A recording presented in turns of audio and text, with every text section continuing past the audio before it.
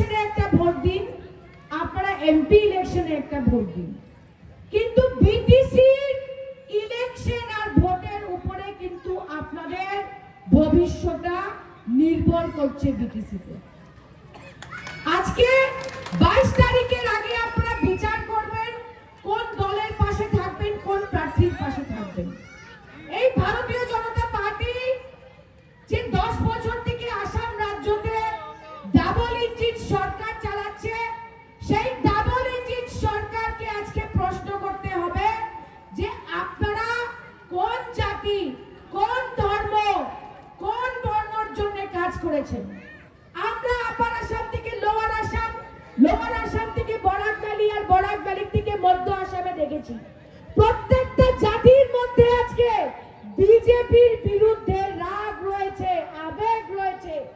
আজকে আমাদের রাজবংশী ভাইরা ওরা আন্দোলন করছে, আপার আসামে আমরা দেখতে পেরেছি।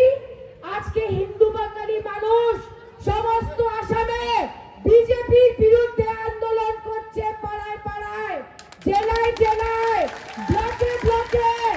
আজকে যারা অসমিয়া মানুষরা আছে, বড় মানুষরা আছে, মিসিং আছে, ডিমাসা আছে, রাভা আছে, সবাই আজকে আসাম রাজ্যতে বিজেপির বিরুদ্ধে আওয়াজ তুলেছে।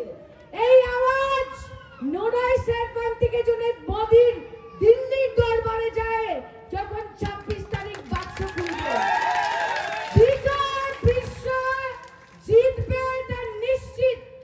বিজয় বিশ্ব বিপিএফ কে হারিয়ে, বিজয় বিশ্ব যা বিজেপি কে হারিয়ে আপনাদের প্রতিনিধি হয়ে কাউন্সিলে বসবে। আমি আসামের মুখ্যমন্ত্রী হেমন্ত বিশ্ব শর্মাকে এই প্রকাশ্য সভা থেকে কিছু প্রশ্ন করবে। তোমার যদি ক্ষমতা থাকে, যদি সৎ সাহস থাকে বিজেপির, এইখানে সভা করে আমার প্রশ্নের জবাব দিবেন। এই বিজেপি বিশ্বাসঘাতক দল, বেইমানি করেছে সব জাতিদের সঙ্গে। হেমন্ত বাবু কি বলছেন? বাঙালিদের যে ডি ভোটারের সমস্যার সমাধান করবে। ডি ভোটারের নোটিশ আসে তো বাঙালিদের কাছে, অবাঙালিদের কাছে। আমি আজকে হেমন্ত বাবুকে এই মঞ্চ থেকে একটা চ্যালেঞ্জ জানালাম যে আপনি ডি ভোটারের নোটিশ সরাবার আপনার ক্ষমতাই নেই। সরালে তো ইলেকশন কমিশন অফ ইন্ডিয়া সরাবে।